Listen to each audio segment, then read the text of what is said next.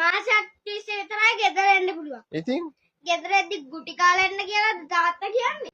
ඤෙහුඤේ ගාවට නම් ගුටි මට කාලා ගෙදර එන්න. කවුද ගුටි කාලා ගෙදර එන්නේ? ඇයි ඉතින් ගෙදර එන්නේ වා? ඒකට හොස්ටල් දාන්නේ. එහෙ ගෙදර එන්න බෑ. ගියොත් ගියා තමයි. මාසයක් තිස්සේ විතරයි ගෙදර එන්න පුළුවන්. ඉතින් ගෙදර එද්දි ගුටි කාලා එන්න කියලා තාත්තා කියන්නේ. ඔව් ඉතින්. මෙහෙ නිල් කරගෙන ඇස්සට එහෙ නේ කරගන්නේ.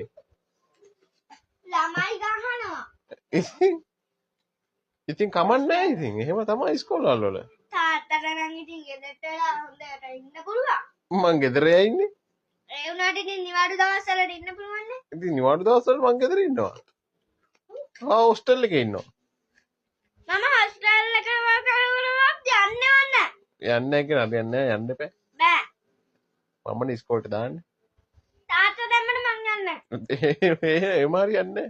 මට යන්න මං දැම්මොත් යන්න වෙනවා. බෑ. බලමුකෝ. පන්තිවත් යන්නේ. නැතුණාට හරියන්නේ නැහැ යන්න ඕන.